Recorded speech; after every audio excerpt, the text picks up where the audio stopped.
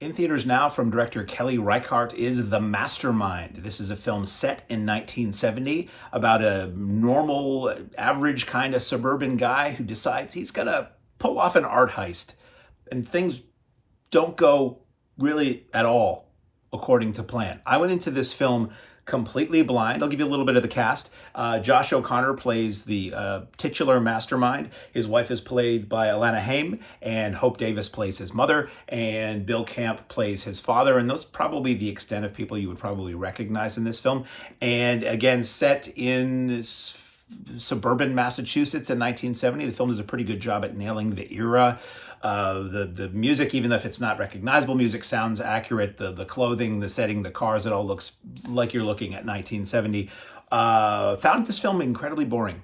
Unfortunately, just going to cut to the chase. I know there's a lot of reviews online that this was apparently played as one of those AMC mystery movies where people go and they pay $5. They don't know what they're going to get. They hope it's a new blockbuster, and occasionally they get an art house film. So I went into this knowing it was an art house film. I didn't know anything about it other than something about a heist, I thought. And I found it incredibly slow, incredibly sluggish. Performances were, for the most part, zombified. It's one of those things where everybody is so emotionless and everything is so slow and so quiet, and the takes are long and the dialogue is minimal. And I just feel like I didn't know I was paying to get a zombie movie, but apparently I am. I know this director, Reichardt, has a following and has done some very notable things. I haven't seen many of them, so I can't. Some people are saying, well, this is what you get with a Kelly Reichardt film.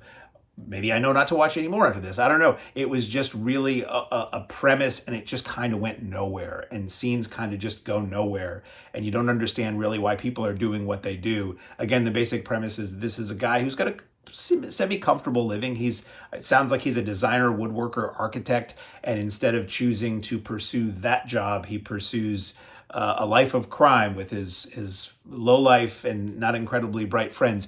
And it was occasionally amusing, but never really funny. And the drama didn't really pull me because you never really knew why this guy was doing what he was doing, or you never got to know anybody enough to care about him. And nobody really showed enough emotion in this film to want to care about them. So I'm just putting this out there as, if you think this is going to be a fun crime caper movie, it's not. If you are more interested in a very slow character study that really doesn't dig terribly deep into any of the characters, for my money, there's that. Part of what I do is an opinion, and part of what I do is consumer advocate. So on the consumer advocate side, I'm saying if you're a normal person, if you're an average moviegoer, you are probably really not going to like this. If you are more of an art house fan who's into more contemplative cinema or the works of Kelly Reichardt, you may like this very much. Let me know what you think. It's just opinion, you know. When I went, it was a weeknight. It was only a couple of people there. It isn't a film that's really gotten a tremendous amount of marketing, certainly not in the multiplex world where I saw it.